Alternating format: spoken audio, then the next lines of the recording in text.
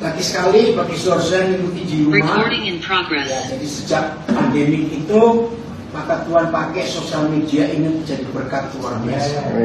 Jadi dimanapun Tuhan suruh saya jadi berkat mengajar, pasti ada Zoom, Instagram, Facebook ini jalan.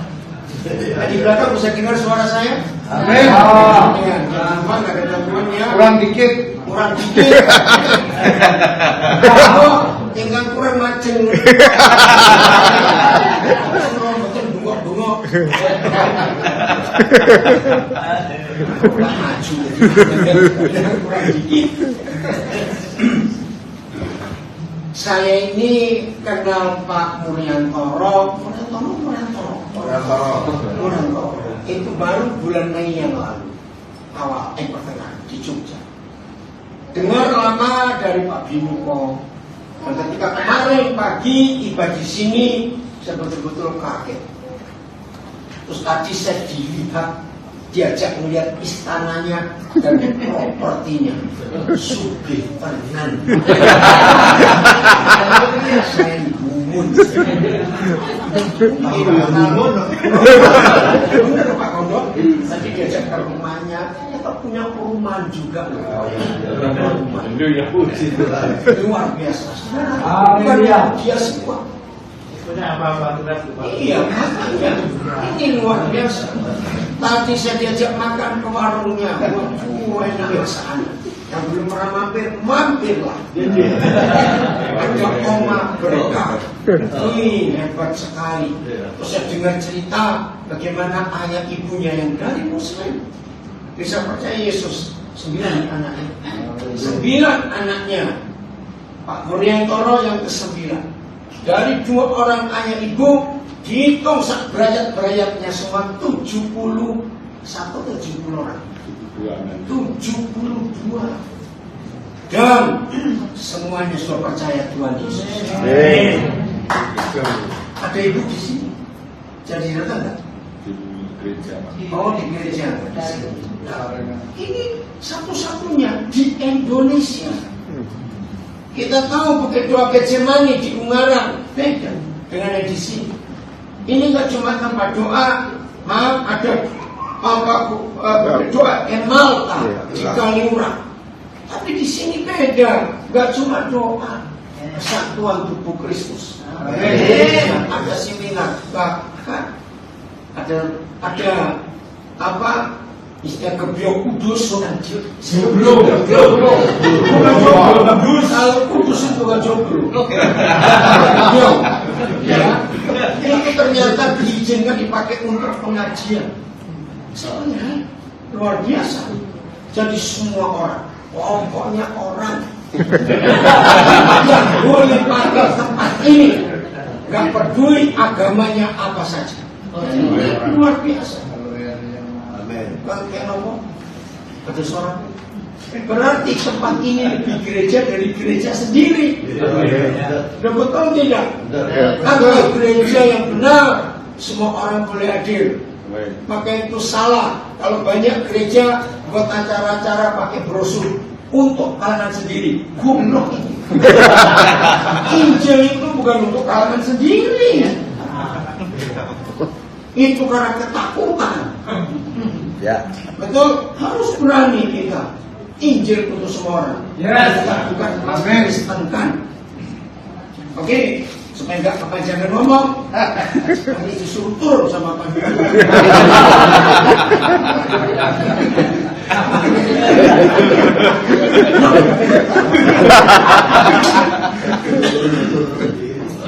Turun sendiri. Tuhan suruh nggak turun. Fellowship hamba Tuhan Klaten. Ya, Klaten. Luar biasa hamba Tuhan. Temanya membangun kesatuan dalam doa untuk kesejahteraan kota dan bangsa. Amin. Rangkaian ulang tahun Taman Doa Pius yang ke-5. 1 Juni. Udah mau miro. 400.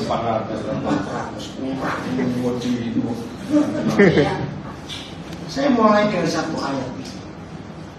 semua kita, apalagi yang kumpul ini hampir 100% hamba Tuhan, pendeta, gembala, penginjil, semua kita tidak pernah berani melawan tulisan-tulisan firman, doa untuk kota, damai sejahtera untuk kota itu jangan kita.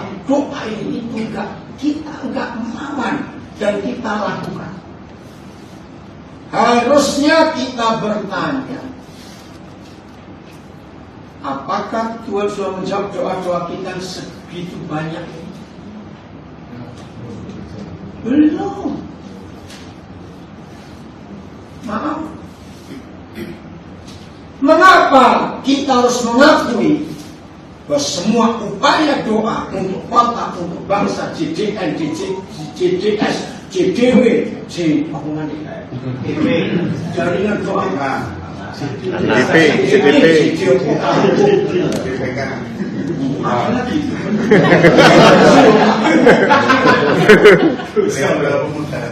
doa pemuda, maaf Ustaz, belum terjawab. Jangan tersinggung. Hasil dari doa sekota untuk bangsa dan untuk apa saja itu cuma dibuktikan dengan satu ayat. Ya, saya ulangi, hanya bisa dibuktikan dengan satu ayat. Kalau ayat itu tergenapi, berarti doa kita benar di hadapan Tuhan. Maka itu belum terjawab. Padahal menara-menara doa dibangun luar biasa, doa-doa di mana-mana luar biasa. Terus kenapa kok belum terjawab? Nanti kita akan ketemu. Mari kita buka Wahyu 21. Dunia menantikan penggenapan ayat ini. Wahyu 21 mulai ayat 3 kita akan baca. Wahyu 21 ayat 3.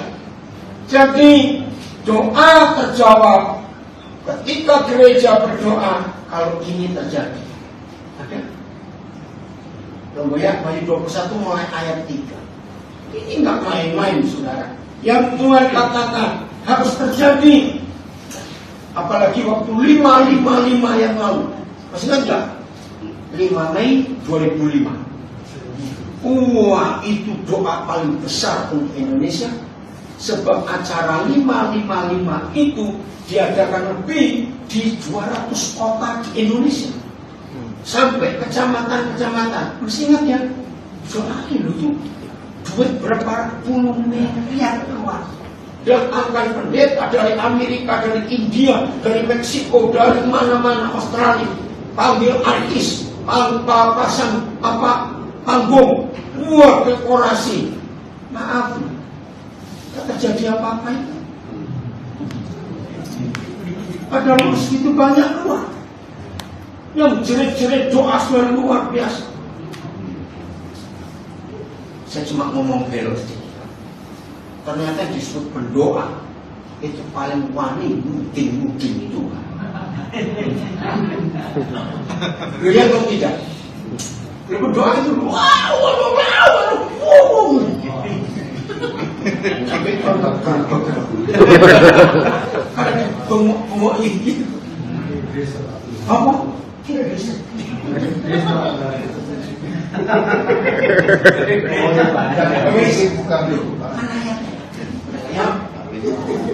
Lalu Yohanes mendengar suara yang bagaimana? Nyaring. Suara yang kencang dari tahta itu berkata, lihatlah gereja Tuhan.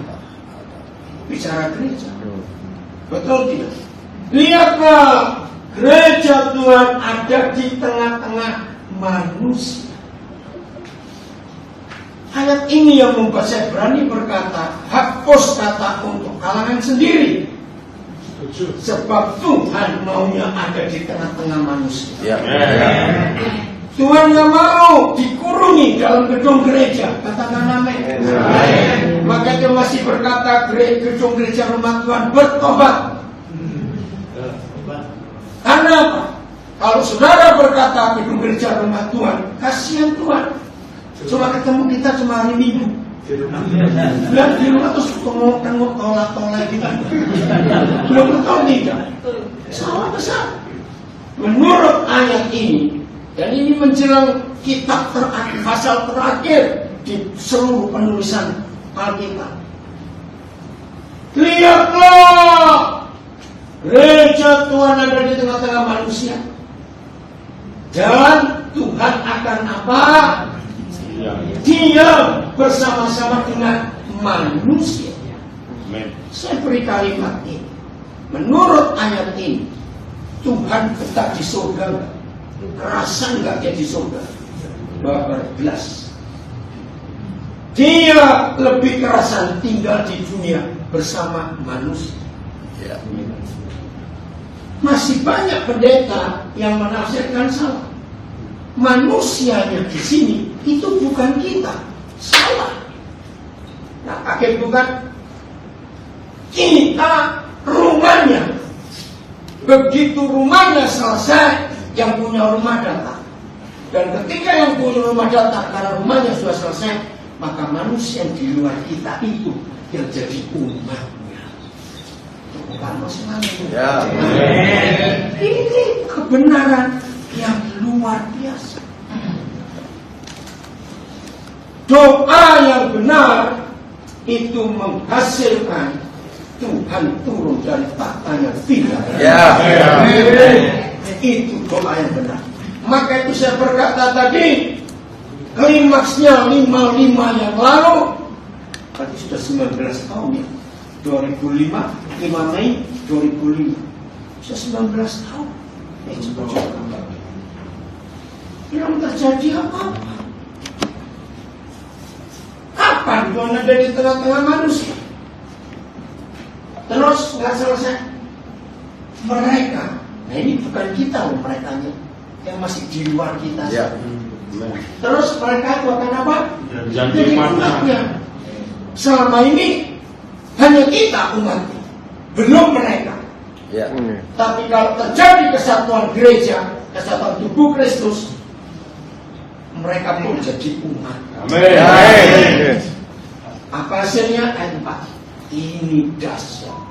Maka itu sebelum Wahyu 21 ayat 4 terjadi, jangan puas dengan aktivitas doa kalau nggak ada hasil. Dan Tuhan yang sudah nggak kerasan di surga pindah ke dunia gara-gara ada rumahnya. Begitu yang punya langit dan bumi pindah ke dunia karena ada gereja yang benar yang dia rindukan. Maka di dunia nggak ada orang yang bisa menangis lagi. Amin. 1976 kurang lebih saya dapat kewahyuan ayat ini. Saya melayani Tuhan sejak tahun 72. Oleh kemurahan Tuhan, bulan Agustus yang akan datang, saya akan mensyukuri 52 tahun saya khotbah. Dan sejak 76 kira-kira, ketika ayat ini merasuk di hidup saya, maka kemanapun saya pergi untuk menyatakan kerajaan kebenaran Raja Damai itu, modalnya cuma satu. Cari apa yang menyebabkan orang-orang di daerah yang saya akan pergi itu menangis karena kehadiran saudara dan saya untuk menghapus air mata mereka. Ini sangat manusiawi. Begitu gereja yang benar ada di dunia, maka yang punya gereja akan pindah ke dunia. Dan begitu yang punya gereja dan yang punya dunia pindah ke dunia, maka semua orang jadi umatnya. Dan karena semua orang jadi umatnya dan Tuhan jadi Tuhan mereka, maka nggak ada penderitaan lagi di dunia. Jadi kehadiran saudara dan saya bukan cuma buat ibadah, kebaktian minggu, doa pagi, doa jemaat, latihan tambori, latihan musik, sekolah minggu. Maaf, Kesimpulannya begini, saya kaget. Itu tahun 76. Maka yang kenal saya lama, tadi ada beberapa teman saya lama. Dan Pak, kita ketemu terakhir 83. Mantap. Ya mana ingat 83. Terus ada yang bilang nih, ingat Pak, kita di Lawang tahun 80 sekian. Ya ingat saya lama, tapi nah ini banyak teman-teman lama. Maaf. Saya tanya kepada teman-teman lama saya, menurut saudara, maaf, saya dengan kapasitas dan fasilitas yang saya punya, mampu nggak saya buka gereja? Sangat-sangat. Kenapa saya tidak mau? Gara-gara ayat. Bertambahnya banyak gereja, bertambahnya banyak masalahnya surga. Orang ini aneh. Jangan ketawa dulu. Yang lain saya ulangi. Bertambahnya banyak gereja organisasi itu membuat pusing surga. Betul. Beritanya bertambah kaya. Beritanya bertambah kaya. Bukan kerajaan Allah yang Ya, mereka jadi tambah miskin karena dipersi pendeta. Iya, pusing pendeta betul Pak. Saya pernah ketemu. Secara jumlah gedung gereja denominasi banyak, tapi umat nggak nambah. Ya. Karena cuma pindah-pindah saja. Biar kalimat ini sejak 76. Kalau ada orang mati bunuh diri yang wajib dan patut disalahkan adalah gereja yang paling dekat dengan rumah korban. Kenapa? Berarti korban itu selama hidup nggak pernah tahu kalau di tetangganya itu ada jalan keluar. Begitu dia bunuh diri. Woi, saya kaget. Rata-rata pendeta penginjil kalau diutus oleh sinodenya suruh ke daerah ini daerah itu, yang dicari cuma ada hotel bisa disewa gedungnya nggak? Ada tanah kosong nggak? Ada ruko nggak yang bisa disewa? Enggak. Salah. Jadi mulai hari ini supaya tema ini membangun kesatuan dalam doa untuk kesejahteraan kota dan bangsa, bukan tambah panjangnya doa kita, bukan tambah ramenya yang ikut berdoa, dampaknya ada. Pulang dari warung apa namanya? BNB. Kami lewat belakang. Ya dari sebelah, bukan kan maksudnya dari kiri sini tuh betul. Ini tadi saya jajak lewat belakang oleh orang kaya. Nah, terus pas di pinggirnya nih, saya sudah bangun enggak? Pas di pinggir ini pojok sini, ada orang gali-gali kolam. Saya pikir miliknya orang, enggak. Kami dapat pinjaman tanah buat kolam pancing, kolam ikan, nanti ada kebun buah supaya orang di sini sejahtera. Oh iya, ini yang Tuhan cari. Jangan ada orang menangis lagi. Di mana ada saudara dan ada saya, orang nggak boleh menangis. Bukan nggak bisa. Jadi tolong Bapak Tuhan yang hobinya buka cabang bertobat. Sudah terlalu banyak gereja, jangan ditambah lagi. Setuju? Ya, maaf. Tapi mulai hari ini, kemanapun kita diutus sebagai gereja, cari data kenapa masyarakat di sini bisa menangis. Dan itu yang Tuhan suruh saya ke Papua tahun 90. 11 bulan pertama saya nggak pelayanan. Waktu itu baru 9 kabupaten Papua, 1 provinsi. Sekarang sudah 6 provinsi, sekian 10 kabupaten. Wah, banyak sekali. Begitu saya ada di Papua, April 90 di Jayapura. 11 bulan saya keliling 9 kabupaten itu hanya mencari data. Kenapa? Apa yang membuat orang Papua ini nangis? Saya hadir untuk menghapus air mata mereka. Jadi bukan buka gedung gereja lagi, sudah banyak di Papua itu daerah Kristen. Kapan ini terjadi? Yohanes 17 ayat 21. Ini doa. Yohanes 17 ayat 21. Sederhana sekali yang Tuhan ajarkan kepada kita. Jadi bukan doa-doa kita cuma gembar-gembor saja, ya teriak-teriak saja. Yohanes 17 ayat 21. Mari kita semuanya rendah hati melihat apa yang Tuhan mau kerjakan di hidup ini. Yohanes 17 ayat 21. Ya, saya baca di Alkitab sekarang. Ayo baca sama-sama sambil nunggu layarnya. Problemnya, ayo yang punya Alkitab. 1, 2, 3. Supaya mereka semua menjadi satu sama seperti Engkau ya Bapa di dalam aku dan aku di dalam Engkau, agar mereka juga di dalam kita, supaya dunia percaya bahwa Engkaulah yang telah mengutus aku.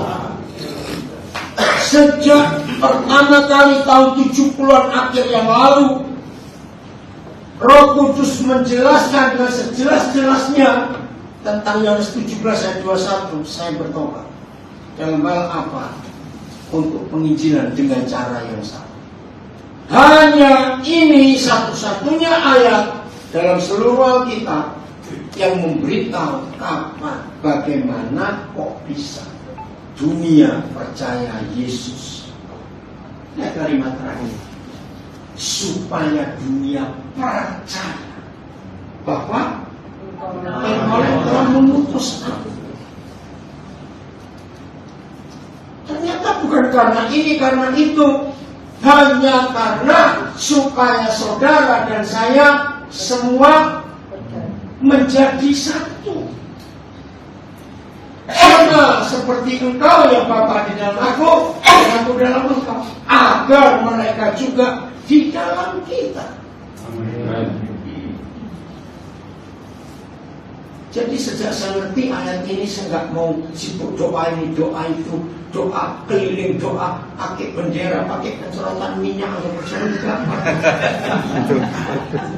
Ini loh saudara, gereja bisa goblok itu ngerti. Tidak ada ayat yang setan pakai bendera goblok. Stop. Itu penghinaan. Yesus itu Yesus, nggak ada Yesus plus. Oh nggak ada. Plus bendera, plus minyak urapan, plus sandal perjamuan, plus merebus batu, plus apa lagi? Stop, tidak ada. Itu penghinaan. Setuju? Yesus, biar Yesus, gak usah ditambahin macam-macam. Cukup. Iya. Tapi dia nggak bisa dikenal oleh dunia kalau kita tidak menjadi satu. Maaf, tidak ada doktrin gereja yang tidak berasal dari Alkitab. Saya ulangi, yang belakang supaya dengar, yang di rumah juga dengar. Semua doktrin gereja, gereja apa saja, dari Katolik sampai yang semua, itu pasti berasal dari Alkitab. Tapi anehnya, kalau sumbernya satu, kenapa ujungnya perpecahan? Jujur saja di antara kita yang duduk di sini, ada berapa denominasi katanya? 36 tambah 2, 38. Berarti waktu ini kurang gede.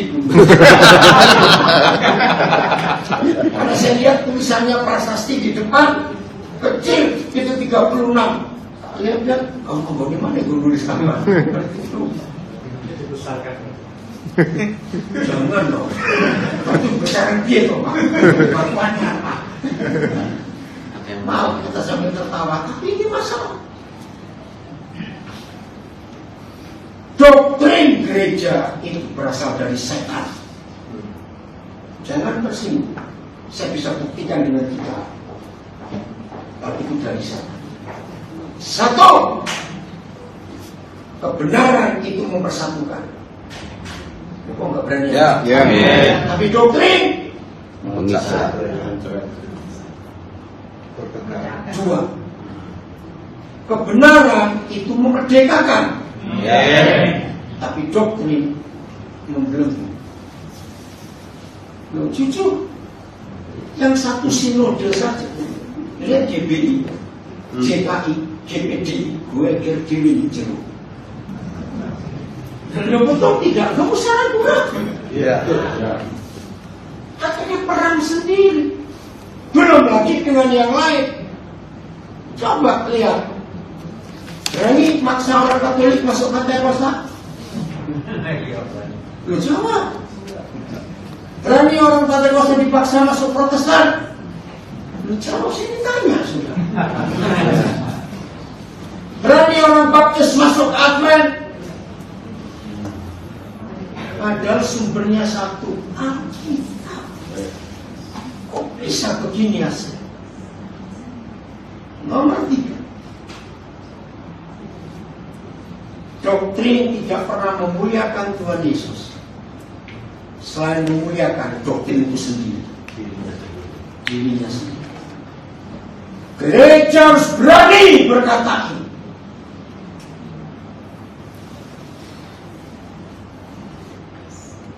Tadi pagi saya dapat tulisan, saya nggak tahu dari siapa. Filipus, tolong tayangkan di Zoom supaya dibaca oleh Binuko.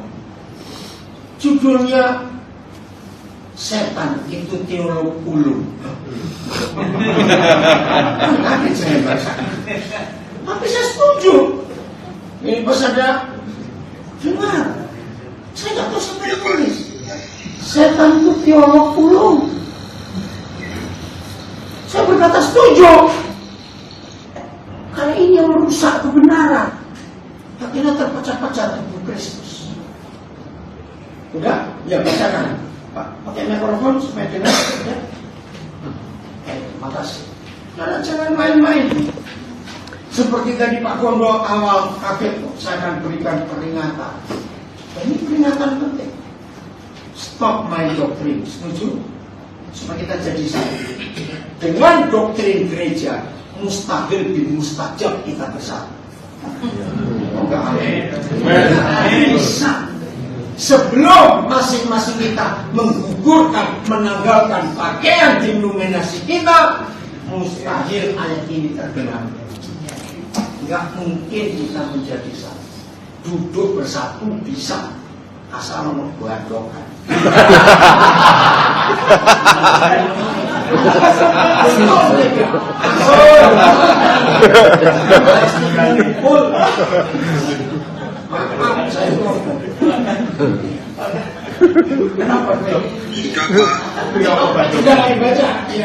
Iblis itu Iblis itu teolog ulung. Dia percaya akan keberadaan Tuhan. Dia tahu lebih banyak tentang sifat-sifat dan kuasa Allah daripada kebanyakan orang. Tapi iblis tidak mengasihi Tuhan. Dia tidak menjaga perasaan Tuhan. Kalau nanti ini saya diskusi. Orang yang pegang satu doktrin pasti nggak bisa mengasihi yang doktrinnya. Berarti nggak mengasihi Tuhan. Karena kita saudara pada satu apa. Terus dia tidak menjaga perasaan Tuhan. Ya, nggak menjaga perasaan Tuhan karena kita pecah-pecah dengan doktrin. Terus tidak ingin menyenangkan hati Tuhan. Ya. Dan tidak merindukan Tuhan. Pengetahuan tentang Allah itu tidak sama dengan iman kepada Allah. Karena iman itu perlu mengenal. Pengetahuan nggak perlu kenal. Oke? Bagaimana dengan keadaan diri kita? Kita mengaku percaya keberadaan Tuhan, tahu tentang kemahakuasaan Tuhan, tapi apakah tujuan utama hidup kita adalah menyenangkan Tuhan? Ataukah lebih banyak untuk menyenangkan diri sendiri dan keluarga kita? Tahukah kita untuk apa kita diciptakan dan dihadirkan di dunia? Apakah kita sehari-hari ingat akan Dia dan merindukannya? Apakah kita sungguh sadar jika kita ini miliknya dan hambanya? Saya tanya yang kiri, ini yang nulis siapa? Aku juga dapat dari orang lain ya sudah. Berarti Tuhan sendiri yang nulis ini. Nggak perlu tahu siapa, tapi saya setuju. Jadi sebelum saudara dan saya menjadi satu, sama seperti Bapa dan Yesus, Yesus dalam Bapa dan Bapa dalam Yesus, maka dunia tetap tidak akan percaya Yesus itu siapa. Sebab Yesus di doktrin Katolik itu beda dengan Yesus di doktrin Pentakosta. Yesus di doktrin Protestan beda dengan Yesus di doktrin Baptis. Karena pakaian, merek, denom itu artinya nama. Ini yang merusak. Mau sampai kapanpun juga susah. Yohanes 17 ayat 8. Yohanes 17 ayat 8. Ayo kita jujur rendah hati hari ini. Ya. Yohanes 17 ayat 8. Oke. Yohanes 17 ini saya pakai istilah orang timur. Saudara masih ingat? Orang timur, kita ini orang timurnya Asia, itu paling menghormati pesan orang sebelum meninggal. Betul atau tidak? Betul. Maka itu semua kita kalau mendengar ada orang meninggal, pasti kita tanya pesan terakhirnya apa. Nah, Yohanes 17 ini pesan terakhir Yesus sebelum dia meninggal. Karena di ayat 18 setelah dia berdoa, dia ditangkap di Getsemani ini. Jadi ini pesan terakhir. Maka gereja harus menghormati pesan terakhir Tuhan kita. Dan itu tertulis lengkap di Yohanes 17. Maka itu jangan sibuk untuk yang lain-lain sebelum kita menggenapi doa Yesus. Kami menikah 17 Agustus 52, Pak Kondo juga hadir.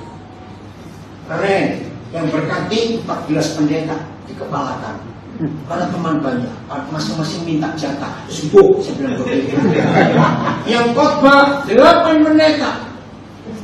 Dan saya minta waktu kami menikah, semua pakai pakaian daerah, nggak ada pakai jas. Saya larang. Karena saya tidak menghormati bajunya orang asing, saya menghormati baju nasional. Maka itu sampai kapanpun saya nggak akan pernah pakai dasi dan pakai jas. Awal-awal pelayanan tahun 70-an 80-an, saya pernah dipaksa oleh satu gereja karena saya datang pakai batik, nggak bisa khotbah. Ya nggak apa-apa, saya duduk aja. Satu kali pakai batik dipaksa pakai dasi, nggak lucu. Ya sih nggak mau. Karena itu Eropa. Kenapa Pak Gondo? Gak duit jas, gak duit dasi. Ya memang udah punya. Saya tidur aja pakai batik.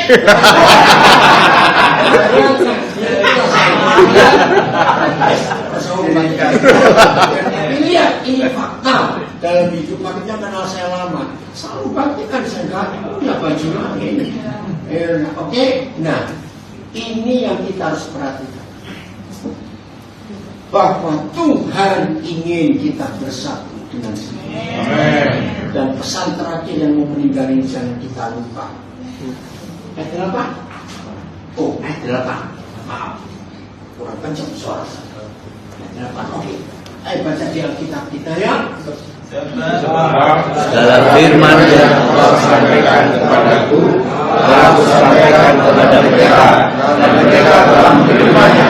Mereka tahu benar bahwa aku datang daripadamu, dan mereka percaya bahwa Engkaulah yang telah mengutus aku. Amin. Masalah terbesar surga bukan gereja. Ya, saya ulangi. Masalah terbesar surga. Dunia ini nggak tahu Yesus datang dari siapa dan diutus siapa.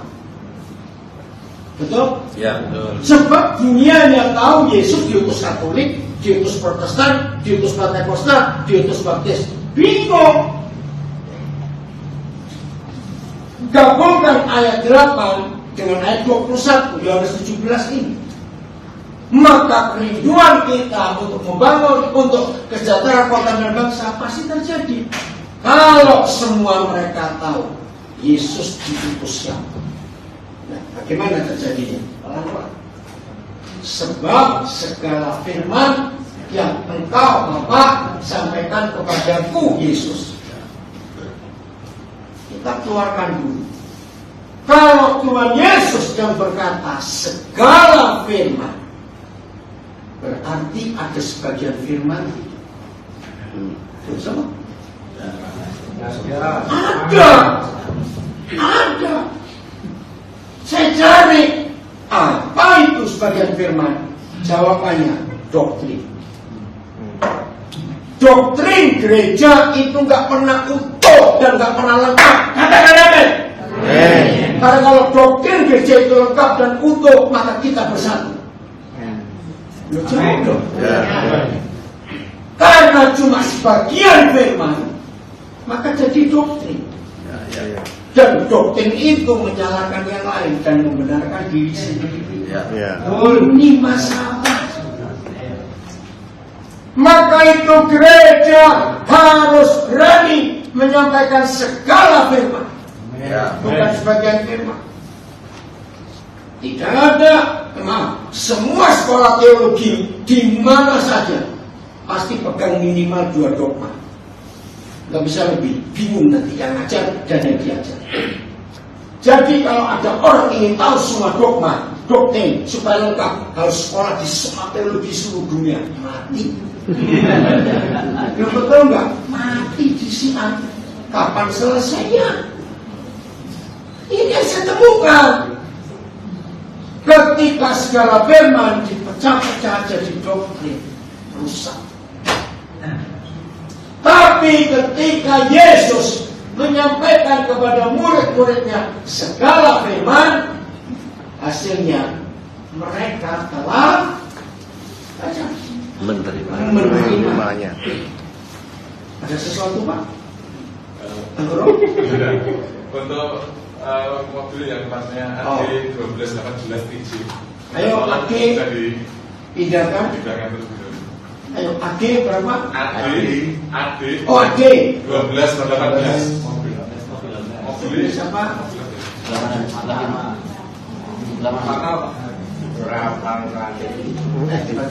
Mobil Sirian itu.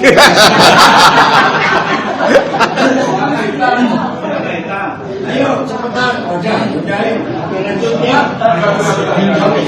Dengar, sebab segala firman yang Bapa sampaikan kepadaku, kata Yesus, sudah kusampaikan kepada mereka. Dan mereka menerima, stop, titik. Enggak cuma menerima firman, harus ada kelanjutan. Mereka tahu benar-benar. Saudara pakai kata bahasa bagus. Ternyata antara tahu benar-benar dan benar-benar tahu itu beda. Luar biasa. Tahu benar-benar itu artinya dalam sekali.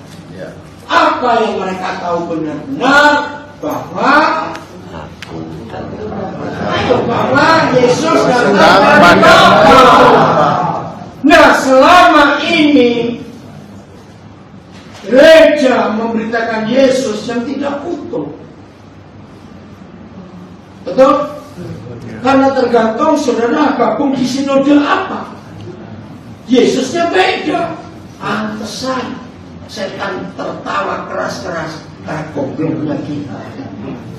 Yang memberi Yesus baju Katolik, baju Pentakosta, baju Protestan, baju Baptis, baju Advent, baju yang macam-macam,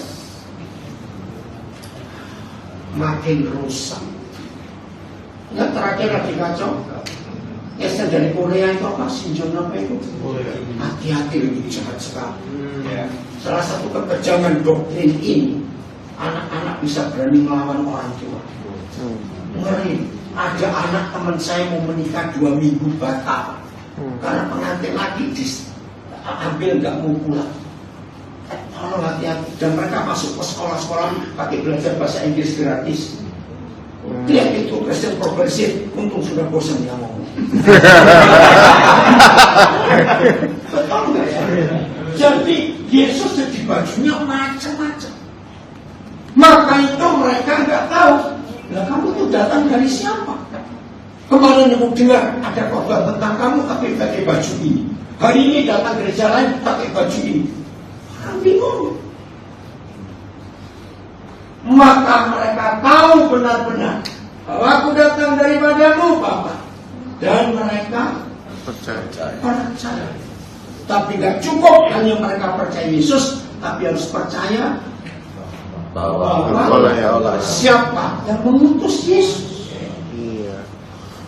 Selama Yesus diutus oleh sinode A, B, C dan seterusnya, maka dunia gak akan percaya itu. Ini yang merusak. Sudah waktunya semua gereja bertobat. Hanya memberitakan Yesus yang satu, yang benar, yang berasal dari Bapa yang satu, dan diutus oleh yang satu. Lihat fakta di Indonesia. Kalau di Jawa nggak terlalu kental, tapi di luar Jawa. Saya beri contoh. Pertama kali saya ke Minahasa tahun 74.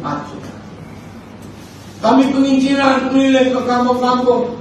Waktu itu belum banyak mobil, kami jalan kaki antar kampung. Ya, nggak ada listrik, kami pakai lampu petromak atau bawa obor. Kalau Pantai Kosta buat KKL, orang Advent melempari batu.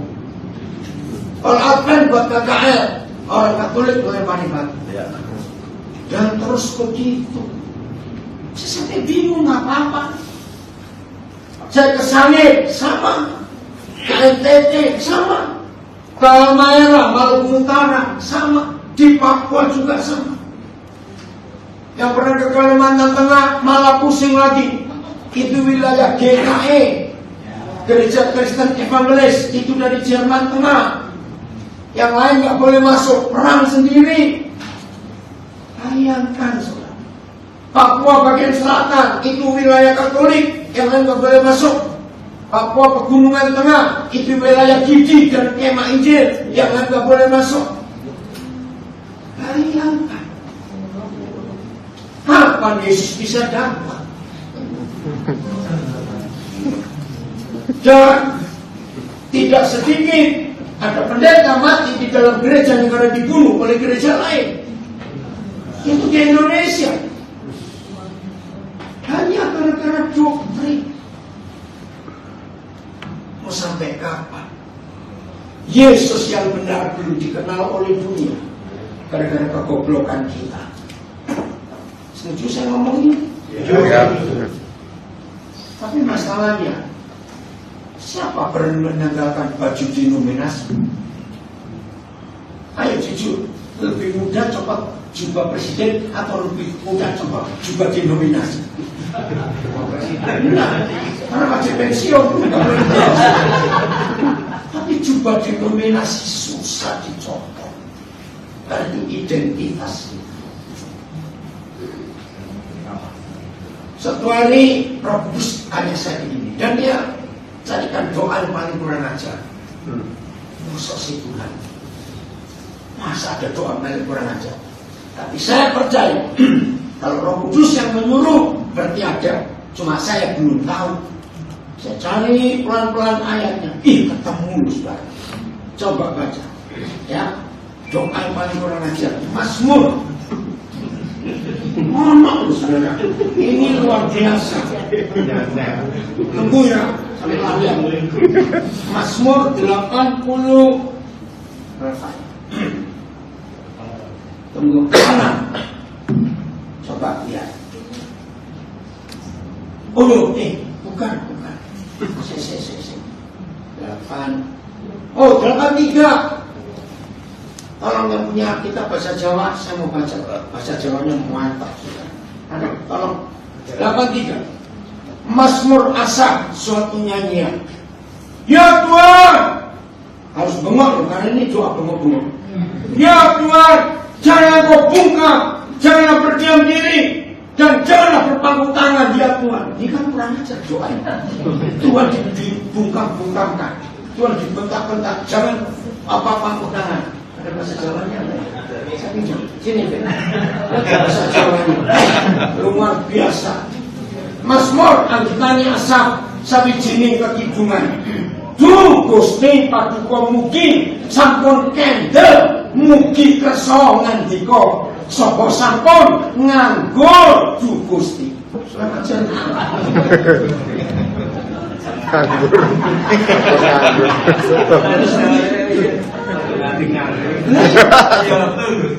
Selamat Tuhan mau santai di bunga-bunga. Amargi mengsopat duka sami gumuro. Tiang ingkang sami sengit dumateng paduka sami nglangak.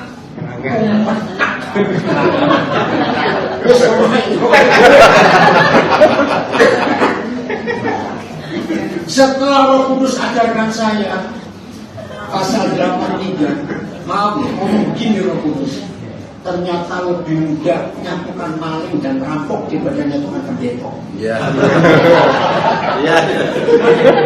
Lu tolong kan itu.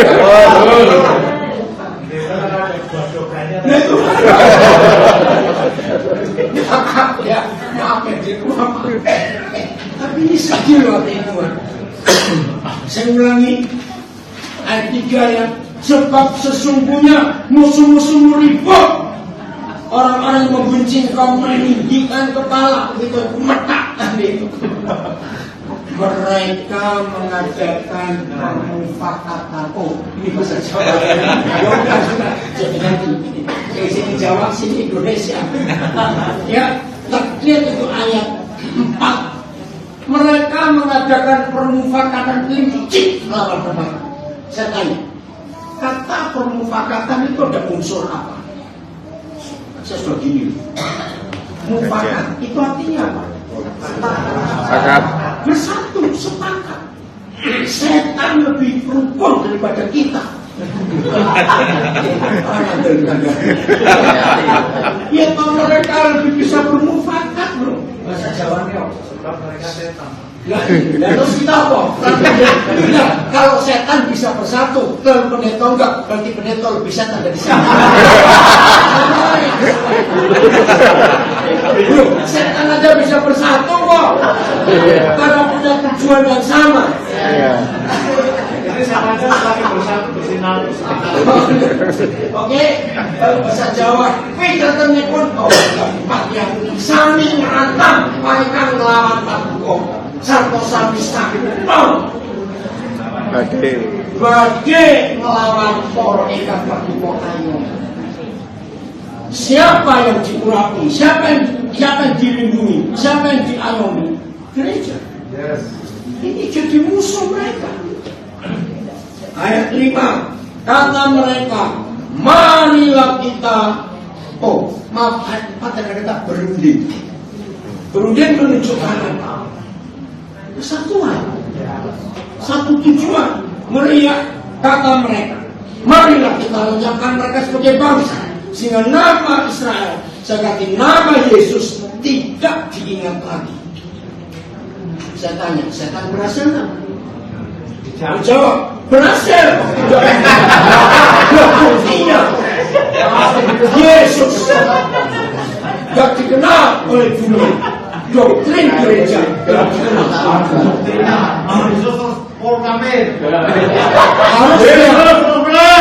Harusnya. Yes. Tapi selama kita gak bersatu, itu harus bersatu. Mau apa enggak? Mau apa enggak? Harus bersatu. Yesus. Selama masih ada doktrin gak bisa. Karena belum kami. Doktrin di mana?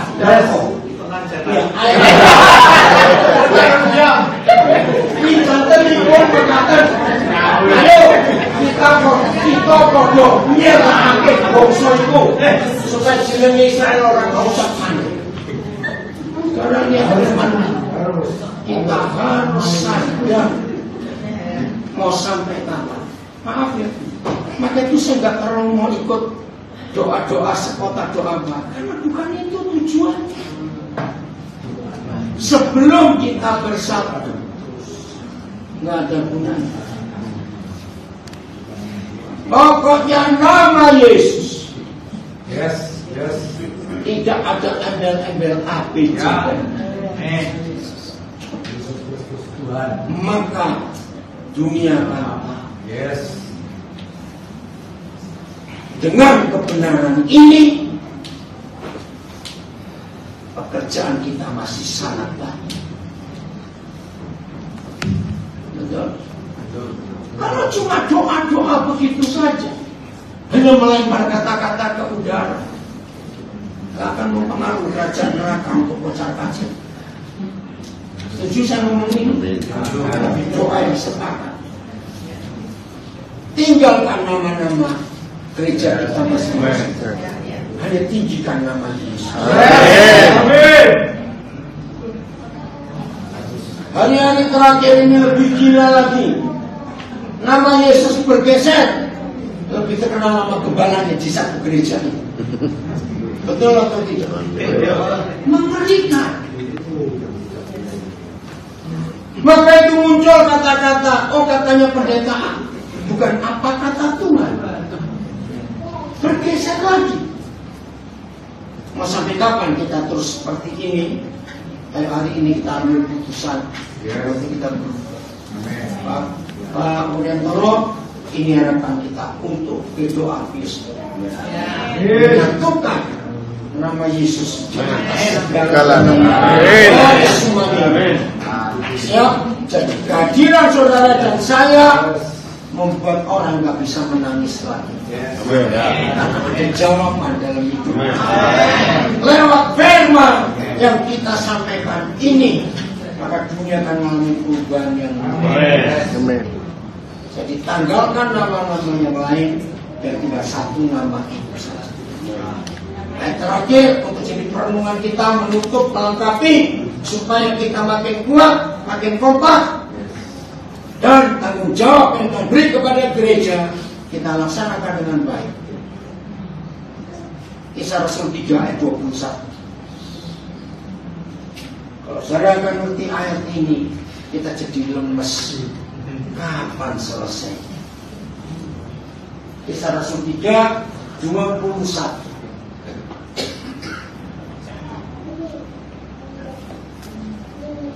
Oke, Kisah 3.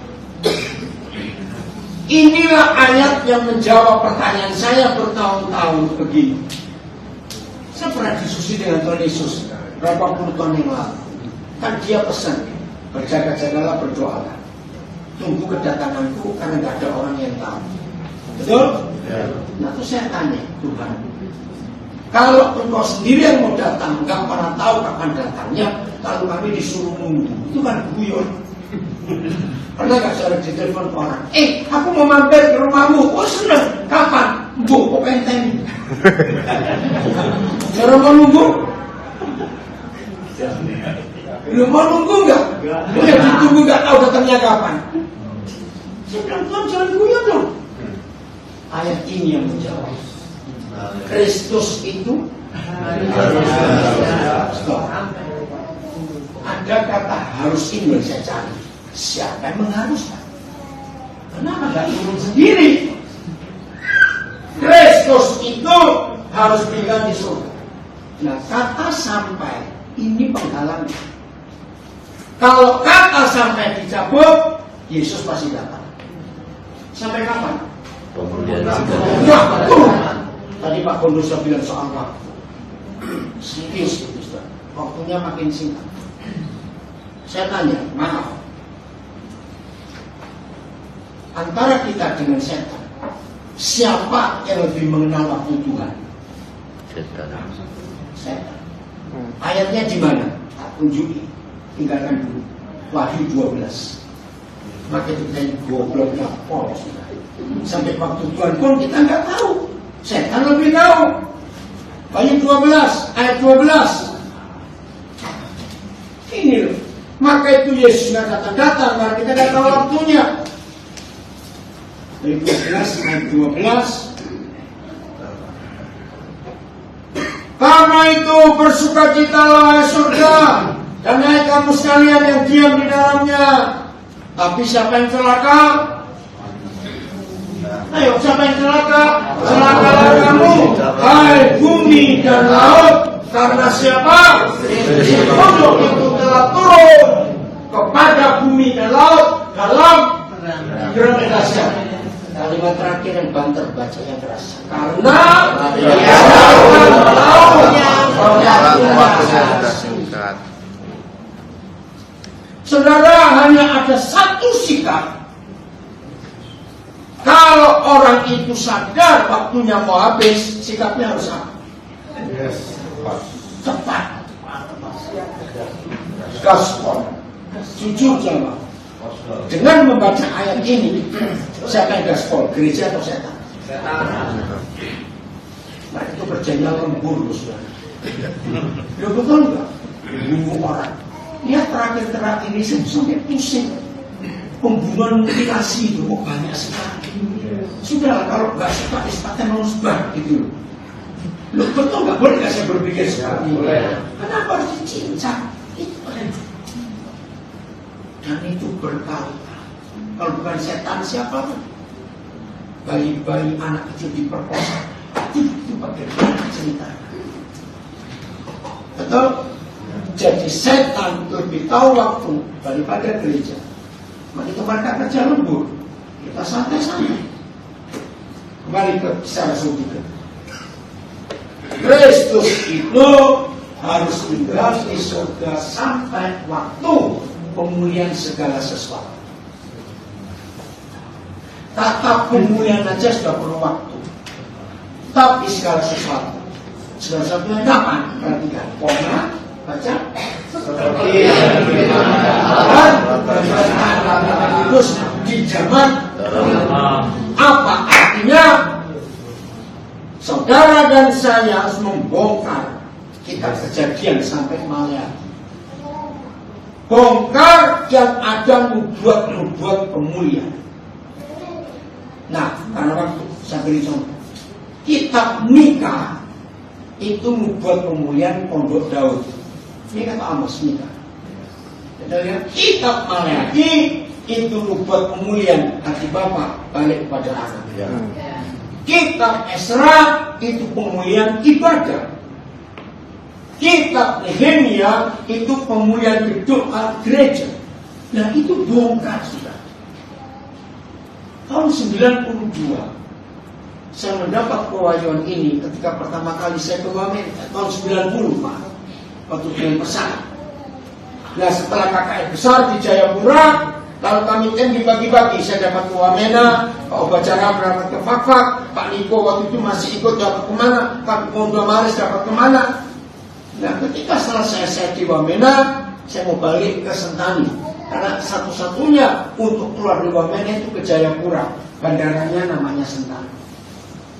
Terus saya lapor waktu itu baru ada Merpati yang pakai Fokker 27. Saya datang ke bandara, masih sederhana bandara Wamena tahun 90 loh, belum ada. Petugasnya lagi duduk santai, terus saya tanya, Pak, jam berapa pesawat berangkat ke Jayapura? Loh, kok tertawa? Saya kencengkan lagi nada saya. Pak, jam berapa pesawatnya yang ke Sentani? Tertawa lagi. Ya, walaupun pendeta ya bisa tersinggung juga. Ditakoni kok guyu. Yang ketiga saya bantahkan, Pak, jam berapa pesawat berangkat? Baru dia berdiri, nggak lihat tiket saya dulu masih pakai tiket ya. Tiket saya cuma dipegang tangan, dicodorkan balik. Oh, Bapak orang baru ya. Itu nggak tambah ngeluh ya. Cuma tanya jam berapa berangkat, 2 kali tertawa, yang ketiga Bapak orang baru. Ya sambil jengkel, iya. Pak, ini Wamena. Maksudnya untuk tahu pesawat berangkat jam berapa, pakai kuping dan pakai mata. Ngeluh lagi. Susahnya cuma jawab jam biru.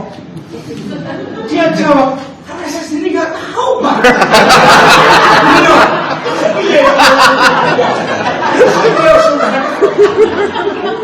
Akhirnya saya jadi marah, jadi tertawa. Goblok sombong. Orang ngerti Pak. Begini dia jawab, karena Bapak orang baru. Pakai kuping, pakai mata. Maksudnya Pak? Bapak lihat ke langit, cerah atau tidak? Kalau matahari belum kelihatan Pak, pesawat nggak bisa masuk. Terus yang kedua pakai kuping. Bapak nginep di mana? Di depan itu Hotel Anggrek namanya. Ya udah, apa di dekat? Bapak dengerin. Ada gur.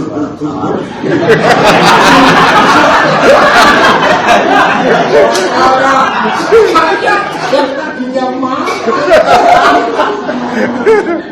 Oh, jadi Bapak nggak tahu. Lucu ya? Ini zaman ini loh, saudara. Tapi yang luar biasa, setelah saya sadar, nggak tahu jam berapa, langsung yang muncul pertama justru ayat ini loh. Itu kan heran. Sekarang kamu ngerti jadi kenapa aku nggak datang? Karena yang menentukan kedatangan Yesus bukan tahun, bulan, tanggal, jam. Saudara dan saya menentukan.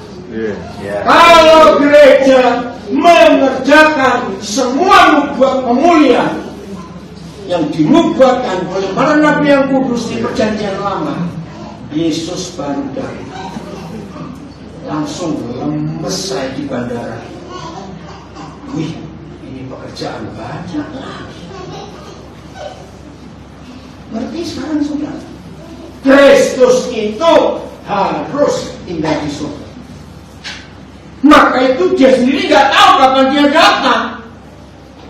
Karena kita yang menentukan. Matius 24 ayat 14. Cepat. Tapi nggak apa-apa. Ada angkringan datang saya lihat aja. Cuma tanya ini kamu. Angkringan apa itu? Bakso. Saya pertama kali lihat tuh. Tertekol. Luar biasa. Makan di rumah. Jadi Pak Moryantoro atau panitia saya tahu. Pak Makmur. Oh Pak Mur ya, ambil bakso bukan sapi pulang itu. Saya dimasuk. Makan malam. Tahan lama bukan ada bakso. Matius 24 ayat 14. Itu badokan. Iya, ayat 14. Maka ini lagi yang menunjukkan Yesus nggak bisa datang, tergantung gereja. Tadi yang pertama soal persatuan, yang kedua soal pemulihan, sekarang ketiga. Dan apa? Injil. Ini akan diapakan? Diletakkan kemana? Seluruh dunia menjadi saksian dan bangsa. Koma sesudah jangan bilang itu saya ngerti itu salah. Sesudah Injil kerajaan diberitakan ke seluruh dunia jadi kesaksian buat semua bangsa, artinya tidak boleh ada satu orang saja yang belum dengar Injil kerajaan. Sesudah gereja melakukan pemberitaan Injil kerajaan ke seluruh dunia, barulah Yesus datang. Lemes lagi satu. Berarti pekerjaan kita masih banyak. Gereja masih banyak, sangat banyak. Soal kesatuan tubuh Kristus, soal pemulihan segala sesuatu, soal memberitakan Injil kerajaan. Ayo saudara. Maka saya punya istilah begini. Kalau gereja, yaitu saudara dan saya, melakukan 100% yang Yesus katakan, maka setan itu jadi pengangguran, nggak ada kerjaan lagi, karena nggak ada yang bisa dirusak oleh mereka, maka setan pulang kampung. Amin. Nah, kalau setan pulang kampung, semua kantor polisi jadi kafe, semua penjara jadi hotel, semua gedung pengadilan jadi mall. Jadi bukan doa keliling goblok. Doa pencerotan minyak anggur. Tuhan berkati kita semuanya. Ayo kita lakukan apa yang Tuhan ingin kita lakukan. Tuhan memberkati kita. Monggo.